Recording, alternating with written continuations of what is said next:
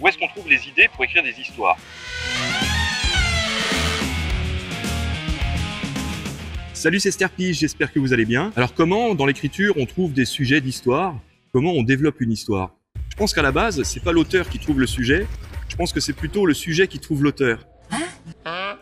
C'est-à-dire qu'en tant qu'auteur, en tant que personne, on a une sensibilité particulière qui fait que dans certaines situations, on va peut-être remarquer des détails que d'autres personnes vont complètement ignorer, et c'est ce qui fait qu'on peut développer autour de ça une histoire hypothétique de ce qui se serait passé dans cette situation si c'était survenu 5 minutes plus tôt, ou s'il s'était passé un autre événement entre-temps, ou plusieurs événements qui peuvent se télescoper. Voilà comment à la base on peut trouver des petites idées comme ça, dans le quotidien en fait, en observant un petit peu le quotidien en tant que spectateur.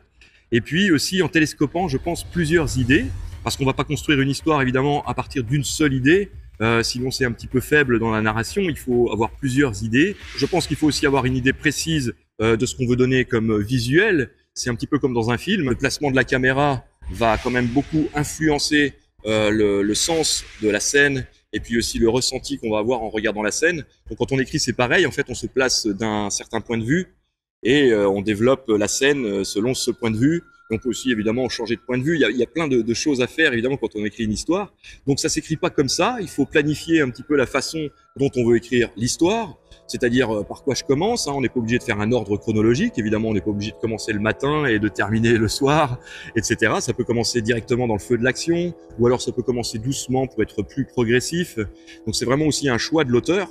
D'ailleurs, si vous prenez 10 auteurs sur le même sujet, vous allez vous retrouver avec 10 histoires complètement différentes, puisque chaque auteur a sa sensibilité et sa façon de voir les choses. C'est vrai que souvent l'idée vient de plusieurs idées, en fait, qui se télescopent, et aussi d'une certaine déformation de la réalité, et aussi d'une anticipation de ce qui aurait pu se passer, donc dans certaines situations, s'il y avait eu tel événement ou tel événement qui se serait produit. Alors ça dépend aussi si on veut écrire une nouvelle ou un roman. Si on écrit un roman, on va pas planifier les choses de la même façon, parce que dans un roman, on va pouvoir traiter plusieurs histoires en parallèle, les faire se rejoindre ou se télescoper ou se croiser, s'entrecroiser. Enfin, on fait ce qu'on veut dans un roman, mais c'est beaucoup plus de travail que dans une nouvelle.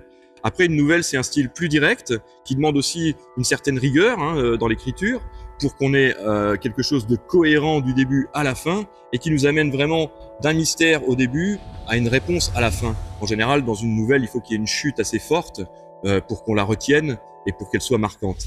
Alors après, ça peut partir aussi d'un simple mot. Il n'y a pas très longtemps, j'ai écrit une histoire qui s'appelle Gentil, qui sera bientôt sur la chaîne Sterpi Horror Stories. J'ai développé quelque chose d'hypothétique et j'ai imaginé, en fait, à partir de ce mot, une personne gentille, très gentille, trop gentille. Qu'est-ce qu'on pourrait bien faire comme révélation à propos de ce gentil? Et donc j'ai imaginé son enfance, son parcours, ce qui a fait qu'il est aussi gentil et peut-être pas si gentil que ça finalement. Donc en résumé, voilà, je pense pas qu'il y ait vraiment une recette miracle pour trouver des idées pour écrire des histoires. Il faut extrapoler la réalité, il faut anticiper, il faut imaginer des choses qui ne se sont pas passées, qui auraient pu se passer, il faut télescoper des idées. Enfin voilà, il faut simplement créer son univers et évidemment planifier tout ça pour que ce soit cohérent du début à la fin et que ce soit aussi passionnant dans la limite du possible. Et puis selon le style évidemment qu'on écrit, on va pas non plus avoir la même façon d'aborder les choses. Comme je vous le disais, il y a tellement d'auteurs différents qui voient les choses de façon tellement différente qu'il n'y a pas de recette miracle en fait. L'auteur propose son point de vue et évidemment c'est le lecteur qui tranche et qui se fait son avis s'il aime le style ou s'il aime pas le style. Si vous n'êtes pas encore abonné à la chaîne, le petit bouton est juste en dessous. Un petit pouce bleu pour le soutien, ça fait toujours plaisir. Et je vous dis à très bientôt sur la chaîne Sterpi Horror Stories. Salut!